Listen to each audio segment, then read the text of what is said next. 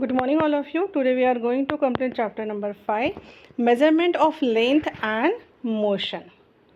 Deepa, a curious 11-year-old girl, lives in a town of the state of Haryana. ये कौन है? दीपा कहाँ पे रहती है? हरियाणा में. ठीक है. Then कितने साल की है? 11 years की. The new school year has started. Deepa needs a new uniform since she has grown taller.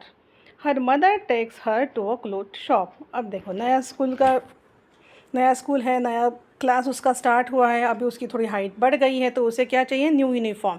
तो उसके लिए उसकी मम्मी उसको कहाँ लेकर गई है? क्लोथ शॉप में. She ask for a 2 metre cloth piece. कितना बोला उन्होंने? कि 2 मीटर कपड़ा दे दीजिए.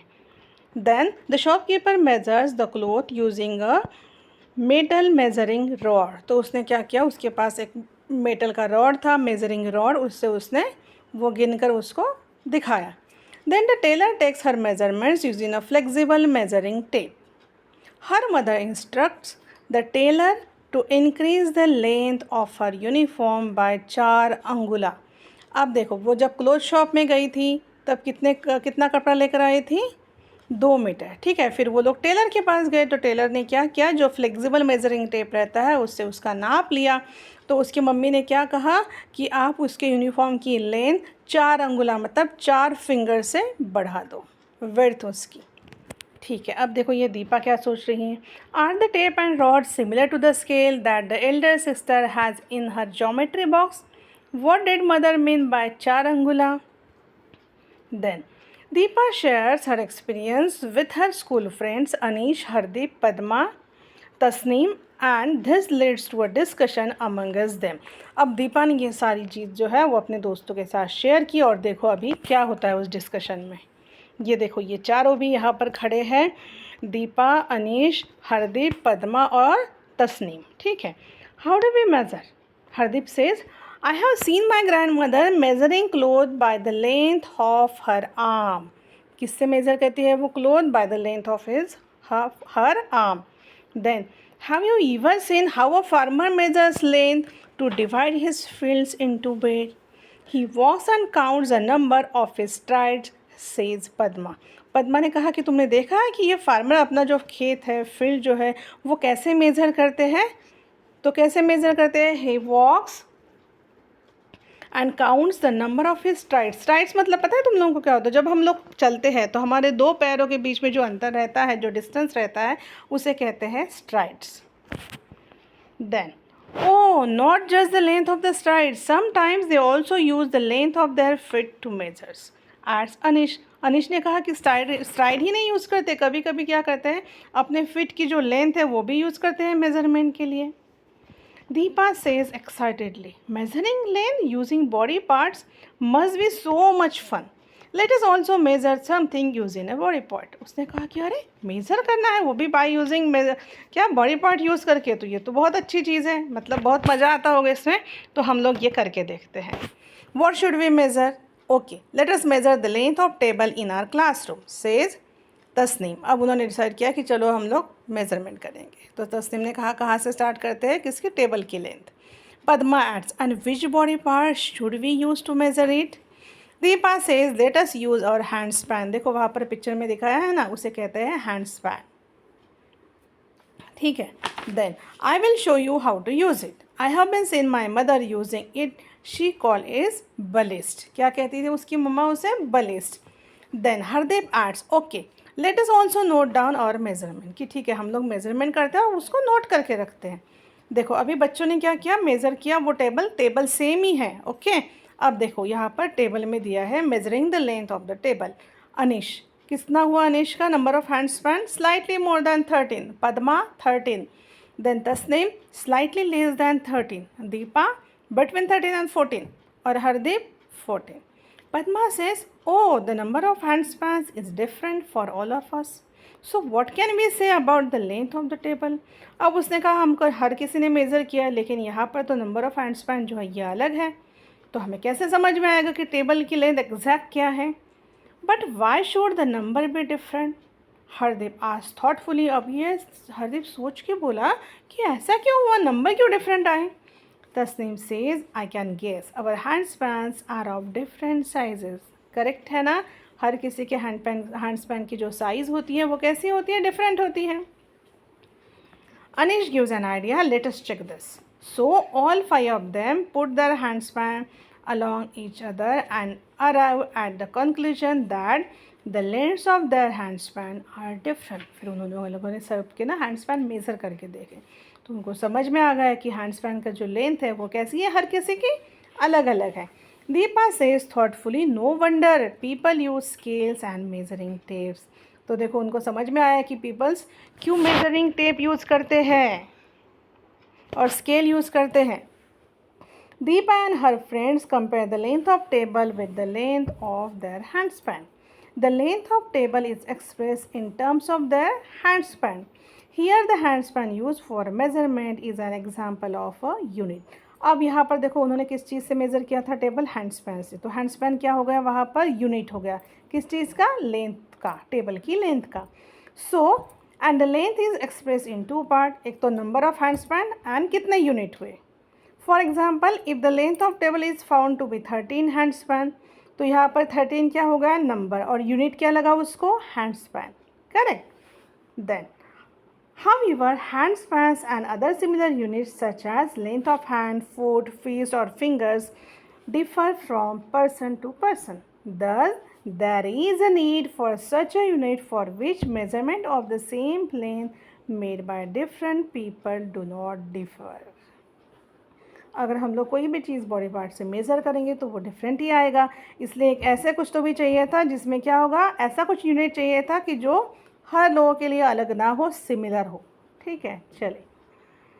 India has a rich history of measurement systems dating back to ancient time. Angula मतलब finger width, then multiples of angula, dhanusha and yojana are some of the units mention in ancient Indian literature and used in measuring artifact, architecture and town planning. The angula is still used by traditional craftspeople like carpenters and tailors. Several objects with rude marking, which could be scales, have been excavated from the sites of Harappan civilization. आप लोग ये जो है ना Harappan civilisation, ये जो आप जब पढ़ोगे तब आपको वहाँ पर दिखेगा जब एक्सकेवेशन किया था उसमें उन लोगों को स्केल्स मिली थी. Then standards unit. अब ये स्टैंडर्ड यूनिट की क्या ज़रूरत है, क्योंकि हर किसी का अगर बॉडी पार्ट हम लोग यूज़ करेंगे तो क्या होगा, लेंथ अलग अलग आएगी. इसलिए हमें क्या चाहिए, स्टैंडर्ड यूनिट. चलो. Several system of units evolve with time in different parts of the world. However when people started travelling from one place to another it created a lot of confusion. अब देखो हर जगह पे अगर अलग अलग unit रहे, ठीक है, और हम लोग ट्रैवल करते हैं यहाँ से उधर, तो हमें तो समझ में ही नहीं आएगा ना कि जैसे हमारे यहाँ पर लेंथ अगर हम लोग किसी सपोज मीटर से ले रहे हैं, ठीक है, किसी कपड़े का मीटर से, लेकिन अगर हम लोग दूसरे सिटी में जाएंगे या फिर दूसरे कंट्री में, वहाँ पर अलग कुछ यूनिट होगा, तो हमारे समझ में आएगा क्या, नहीं. So this led to be different countries coming together and adopting a set of standard units of measurement. तो ये सारा कन्फ्यूजन दूर करने के लिए सारी कंट्रीज़ ने सोचा कि हम लोग क्या करते हैं, एक स्टैंडर्ड यूनिट बना लेते हैं मेजरमेंट के लिए. The system of units now used is known as International System of Units. तो फिर क्या हुआ, ये जो इंटरनेशनल सिस्टम ऑफ यूनिट है, वहाँ वो जो सिस्टम है उसके थ्रू ये सारे यूनिट्स पास हुए. चलिए पढ़ते हैं. अब ये जो है इंटरनेशनल सिस्टम ऑफ यूनिट, इसे ही कहते हैं SI units. The SI unit of length is metre. Its symbol is m, small m. A meter scale is shown in figure 5.2. 1 meter is divided into 100 equal division and each division is called centimeter. You may be familiar with smaller part of the meter scale, typically 15 centimeter long, shown in 5.3. Then अब देखो यहाँ पर ये 5.2 वाला है, वहाँ पर metre scale दी है, ठीक है. Then look carefully at 15 centimeter scale. It has marking from 0 to 15. The length of any section between two consecutive big marks such as 1 or 2, 1 and 2, or between 5 and 6 is 1 centimeter. Observe that these sections of 1 centimeter length are further divided into 10 equal parts. देखो यहाँ पर आपकी scale दी है जो आप लोग use करते हैं. 0 to 1 सेंटीमीटर दिया है, ठीक है. अगर उसके बीच में अब ये छोटे छोटे जो लाइन्स हैं ना वो काउंट करोगे तो वो कितने आ जाएंगे, 10. The length of one of this smaller part is a millimeter.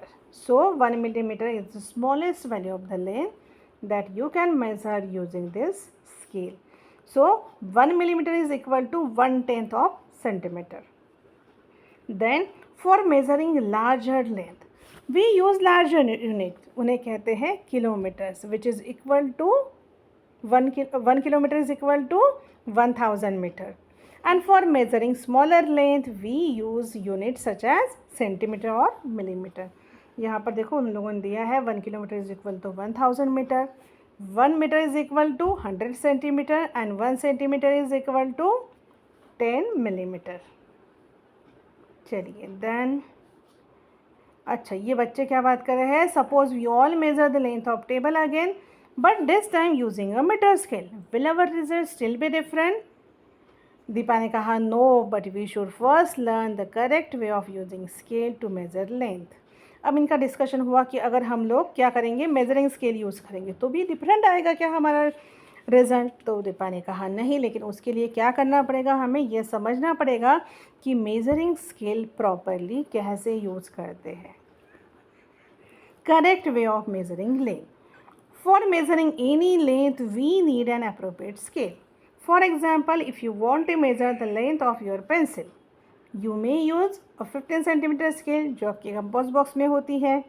Similarly, if the height of the room is to be measured, you may need a meter scale or a measuring tape.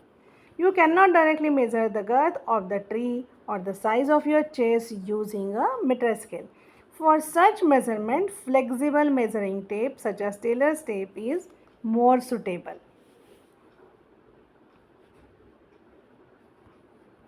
जैसे यहाँ पर क्या कहा है कि अगर आपको क्या करना है, ट्री की गर्थ मेज़र करनी है या फिर आपका चेस्ट का साइज़ लेना है, तो उसके लिए आपको मीटर्स के तो आपको क्या करना पड़ेगा, उसके लिए फ्लेक्सिबल मेजरिंग टेप यूज़ करना पड़ेगा. While measuring length we need to take care of some point. तो कौन सी चीज़ें देखनी है, देखो यहाँ पर पिक्चर से पूरा समझ में आ जाएगा. Place the scale in contact with the object along its length as shown in figure 5.4. ठीक है, देखो यहाँ पर करेक्ट वे कौन सा है, 0 पर रखा है करेक्ट, और यहाँ पर देखो कैसे रखा है, इनकरेक्ट रखा है बी में. Then what is the correct position of the eye while reading the scale. For example, if you are trying to measure the length of pencil by aligning it with the scale, the position of your eye should be directly about the tip of the pencil. देखिए यहाँ पर लिखा है, ठीक है, 1.0 पे है और आपका आई कहाँ पर रहना चाहिए, at the tip of the pencil. Then how to measure the length if the ends of the scale are broken. अब दोनों भी एंड ब्रोकन है तो कैसे मेज़र करेंगे, सिंपल सी चीज़ है. देखो, if the ends of the scale are broken और the zero marking is not clear, it can still be use for measurement. With such scale use any other full mark of the scale says 1.0 centimetre. देखो यहाँ पर 1 से measure किया है figure 5.6 में. Then you must subtract the reading of this marking from the reading. जैसे यहाँ पे एग्जांपल दिया है कि द रीडिंग एट 1 एंड, वो कहाँ से है, कहाँ पर है रीडिंग, उनका फर्स्ट वाला रीडिंग 1 एंड का 1.0 सेंटीमीटर और दूसरी जगह पर कहाँ है 10.4. So therefore the length of the object is 10.4 centimetre minus 1 centimetre is equal to 9.4 centimetre. Then how do visually the challenge student measure lengths? They use scales with raised marking. पता है ना वो ब्रेल लिपि जिसे कहते हैं. Yes, raised marking that can be felt by touching them. Then next page, let us measure. Select some object around you such as comb, pen, pencil, eraser to measure their length. Measure their lengths one by one using meter scale and note down the measurement in table 5.2. Then, while writing the length, do not forget to write the unit also. उसके साथ unit भी लिखना है. Thus, your result will consist of 2 parts. One part is number and other part is the unit of measurement. Some of your friends in your class would have measured the length of same object. Compare the lengths measured by you with that of your friend, and are the measured lengths the same or slightly different? If not the same, then discuss the possible reason for the differences. Then next page, measuring the length of the curve line. अब देखो हम लोग straight line तो आराम से measure कर लेते हैं वहाँ पर स्केल रख कर, तो ये मेज़र कर्व लाइन कैसे मेज़र करेंगे देखो। Anish and his parents fixed electric string lights on the arches of the veranda of their house as shown in figure 5.7। Arches दिख रहे हैं उसको, वो हाफ सर्कल जैसे जो दिख रहा है ना आपको, दिस आर द आर्चेस, ठीक है, for a celebration at home. So how would they have measure the required length of the string slide. अब उनको कैसे समझ में आएगा, कैसे मेज़र करेंगे वो, चलो देखते हैं क्या करना है। In the case of a curved lines, the measurement can be made with the help of flexible measuring tape or by using thread. The thread can then be straightened and its length can be measured using a meter scale। जैसे आप लोग देखो आपको वो chapter है ना area and perimeter वाला, correct, तो उसमें आपको इरेगुलर शेप का जो है एरिया कैसे निकालते हैं, पेरीमीटर कैसे निकालते हैं, उसके लिए आप लोग ये यूज़ करते हो ना, एक स्ट्रिंग लेकर पहले मेजरमेंट लेते हो फिर स्केल पे उसको रखते हो, करेक्ट, वैसे ही करना है। Then describing position. One day the teacher informs her students that she has planned an educational visit to a nearby garden. She asks the student to reach there directly in the morning. Deepa and her friends start discussing whether the garden would be closer than their school or farther. अब देखो यहाँ पर एक दिया है कि teacher ने बच्चों को इन्फॉर्म किया कि कल हमें एजुकेशनल विजिट के लिए जाना है, कहाँ पर, to a nearby garden. तो उन्होंने कहा कि वो बच्चे डायरेक्टली वहाँ पर पहुँच जाना, मॉर्निंग में पहुँच जाएंगे। तो दीपा और उसके जो फ्रेंड्स हैं वो लोग डिस्कस कर रहे हैं कि हमारा जो ये जो गार्डन है वो हमारे स्कूल से पास में पड़ता है या फिर दूर है। Then Tasneem and Padma says that garden would be closer. Tasneem का और पद्मा का क्या कहना था कि गार्डन नियर है as compare to school, while Deepa and Anish feel that the school would be closer. लेकिन उन्होंने कहा, दीपा और अनिश ने क्या कहा कि नहीं नहीं स्कूल ज़्यादा पास है। Hardeep thinks that both would be almost at a equal distance. Hardeep को ऐसा लगा कि उसने ऐसा सोचा कि ये दोनों भी कैसे है, इक्वल डिस्टेंस पर है। अब देखो ये है ना, नीचे आपको दिखा है बस स्टैंड, फिर स्कूल है, देन दीपाज हाउस, फिर Anish house, Hardeep's house, Tasneem house, then Padma's house, और फिर क्या है, गार्डन। अब देखो हर किसी का डिस्टेंस अलग अलग है। अब पद्मा के घर से गार्डन एकदम पास में है, सिंपल, इसलिए उसको लगा होगा कि गार्डन पास में है। अब दीपा के घर से क्या है close, school as compare to garden. तो हर किसी ने अपने हिसाब से डिस्टेंस से वो अपना अपना ओपिनियन दिया है यहाँ पर। Then who do you think is correct? All of them are correct. Then why are their observation different? They are locating the distances from the school and garden from their houses. वो अपने घर से देख रहे हैं। If instead each of them had thought of distances from the same object or point, say the bus stand, then their observation would have been the same. अगर उन लोगों ने क्या किया होता कि सपोज उन्होंने सोचा होता कि चलो बस स्टैंड से देखते हैं कि गार्डन कितने दूर है, तो सबको सेम दिखता वो, करेक्ट ना। या फिर स्कूल से अगर सोचते वो लोग, अभी क्या है उनका जो पॉइंट है जहाँ से वो लोग डिस्टेंस मेज़र कर रहे हैं वो डिफरेंट है। So when distance is stated with respect to a fix object और a point, then this point is called reference point. जहाँ से हम लोग मेजरमेंट स्टार्ट करते हैं डिस्टेंस का एक फिक्स पॉइंट से, उस पॉइंट को हम लोग क्या कहते हैं, reference point. A few days later Hardeep tells his friend excitedly, let us all go to the playground, कि चलो हम सब प्लेग्राउंड चलते हैं। The sport teacher wants us to help to draw lines with चूना पाउडर। ये चूना मतलब क्या होता है, लाइमस्टोन। आप लोगों के स्कूल में देखा होगा, आप लोगों ने ग्राउंड पे ना वाइट कलर से ड्रॉ किए रहते हैं लाइन्स, वो चूना पाउडर यूज़ करके करते हैं। For making the kabaddi code for the sport day. अब स्पोर्ट डे के लिए कबड्डी कोड बनाना है तो जाना था इनको, ठीक है। Padma, we will need a longer measure tape. उसने कहा तो हमें तो लॉन्ग वाला मेजर टेप लगेंगी। Let us take it from sports room. Deepa, let us first decide the point of the ground from which we will measure the distance to start drawing the line. Deepa ने क्या कहा कि सबसे पहले ना हम लोग एक पॉइंट फिक्स करते हैं कि जहाँ से हम लोग क्या करेंगे, अपना काम स्टार्ट करेंगे, मतलब वहाँ से डिस्टेंस मेजर करना स्टार्ट करेंगे। तो इस पॉइंट को क्या कहेंगे हम लोग, रेफरेंस पॉइंट। अब देखो यहाँ पर मेजरिंग टेप दिया है, ठीक है, और ये देखो ये बच्चे यहाँ पर ये ड्रॉ कर रहे हैं, कबड्डी कोड रेफरेंस पॉइंट दिया है, वहाँ से उन्होंने स्टार्ट किया है।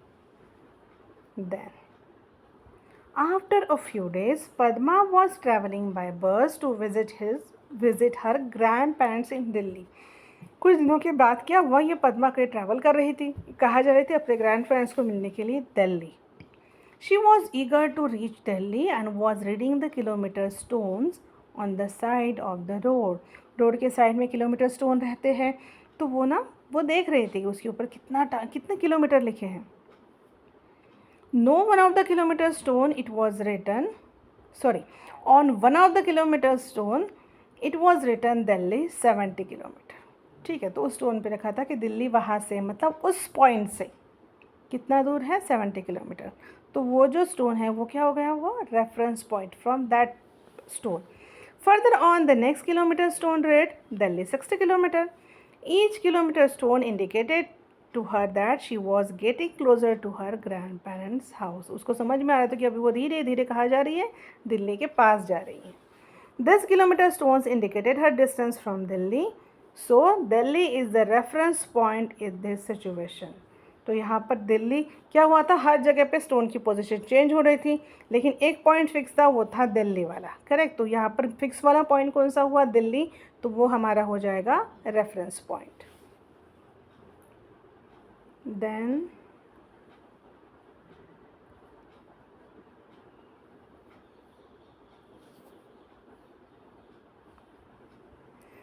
Position of kilometre stone with respect to Delhi as a reference point. देखो यहाँ पर उन्होंने दिया है, if the kilometre stone read Delhi 70 kilometre as shown in figure 5.13 we can say that the position of Padma is 70 kilometre from Delhi. Correct. Delhi तो fix point है, पद्मा की position change हो रही थी. When the kilometre stone read Delhi 60 kilometre the position of Padma is at 60 kilometre from Delhi. Then moving things. Activity 5.2, let us explore. Look around and prepare a list of 5 objects that are in motion and 5 objects that are in rest. Record your observation in table 5.3. Then think about how you decided whether an object was in motion or at rest. Write your explanation. तो यहाँ पर उन्होंने आपके लिए एक table दिया है, जैसे यहाँ पे ऑब्जेक्ट इन मोशन लिखा है कि जैसे cow grazing in the field. ठीक है. And objects at rest tree.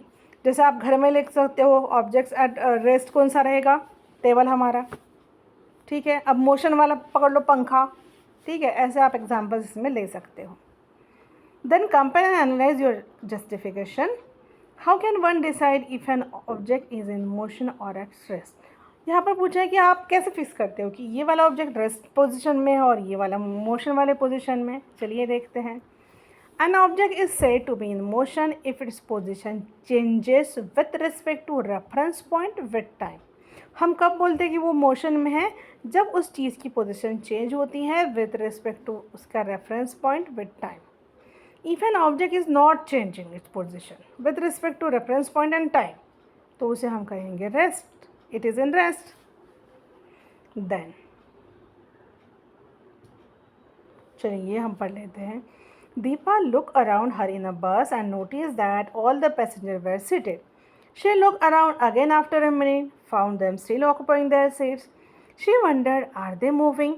She concluded that the position of the passenger was not changing with time. Therefore, they were certainly at rest. However, when she looked outside, she felt they were in motion, as their position were changing with respect to things outside.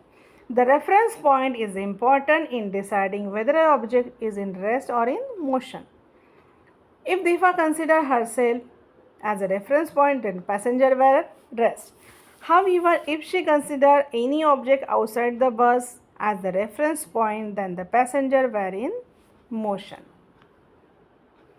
The next point, types of motion. Take an eraser and drop it from a certain height. Observe its motion. Does it move along a straight line? When an orange drop from tree, does it move in a straight line? Have you ever seen the Republic Day parade? Recall the march past of students during the parade. Do they move on a straight line path? When a heavy box is pushed, it may also move along a straight line. अब यहाँ पर जो भी चीज़ें आपको पूछी है ना कि इरेज़र ऊपर से ड्रॉप किया, ऑरेंज गिरता है ट्री से, है ना, इन सारी चीज़ों में क्या होता है, वो स्ट्रेट लाइन में नीचे आता है, करेक्ट ना। जैसे मार्च पास्ट वाला दिया है एग्जाम्पल यहाँ पर, when an object moves along a straight line, ठीक है, कोई भी ऑब्जेक्ट एक स्ट्रेट लाइन में मूव हो रहा है तो उस मोशन को हम कहेंगे लीनियर मोशन, ठीक है। अब जैसे यहाँ पर एग्जांपल्स दिए हैं, देखो इरेज़र ड्रॉप किया है, एक हेवी बॉक्स है, उसको हम लोग क्या करेंगे, अगर पुश करेंगे तो वो स्ट्रेट लाइन में जाएगा, ठीक है। देखें, देन मार्च पास, और ये देखो ऑरेंज गिर रहा है ट्री के ऊपर से, तो ये सारे किस चीज़ के एग्जांपल हैं, लीनियर मोशन, सीधे एक लाइन वाले, ठीक है। But do things always move along a straight line, लेकिन ऐसा होता है क्या हमेशा कि स्ट्रेट लाइन में हर चीज़ मूव होती है। You might have enjoyed playing on swings and merry go rounds, are this types of motion are also linear. अब आप लोग स्विंग्स पे भी ये करते हो, मेरी गो राउंड है, ये भी लीनियर मोशन है क्या, चलिए देखते हैं। Activity 5.4, let us investigate. Tie an eraser और potato at one end of thread, hold the other end of the thread with your hand and whirl it. Observe its motion.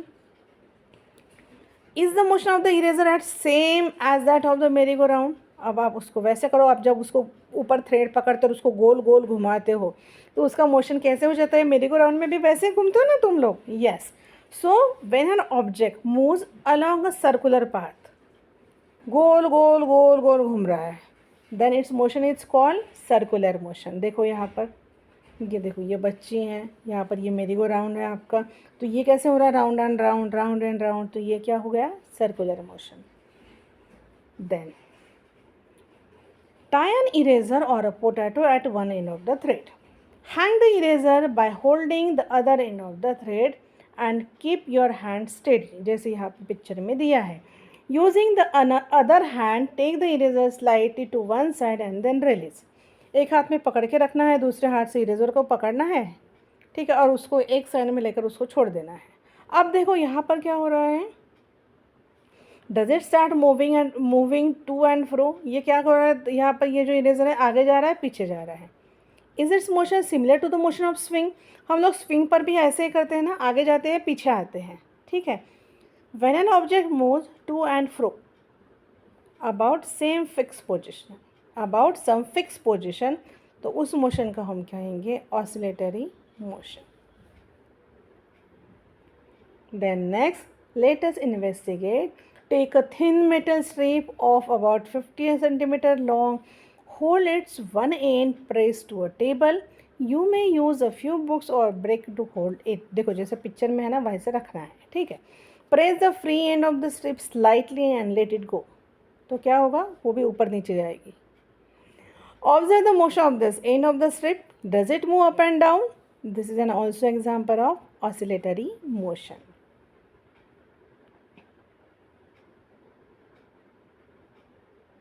Then let us identify. Look at the pictures of children's parks in figure 5.18 or visit a children's park. Observe different kinds of motion, classify them as linear, circular, oscillatory motion, list them in table point 4 और फिर उसके पास आपको justification देना है उसका। देखो यहाँ पर आपको हर चीज़ दिख रही है, ठीक है। 5.18 types of motion observe in childrens park, जैसे यहाँ पर स्विंग है तो उसका कौन सा मोशन है, ऑसिलेटरी मोशन, तो वहाँ पे लिखना है मूविंग टू एंड फ्रो। अब जैसे मेरी गो राउंड वाला है तो वो कौन सा हो जाएगा, सर्कुलर वाला, करेक्ट। चलिए देन कीवर्ड्स है और लास्ट में है समरी। आपको ना हर चैप्टर की समरी अच्छे से पढ़नी है, ठीक है। जैसे देखो इस वाले चैप्टर में क्या है समरी में, इंटरनेशनल सिस्टम ऑफ यूनिट्स जिसे कहते हैं SI unit has been adopted by countries as standard units of measurement.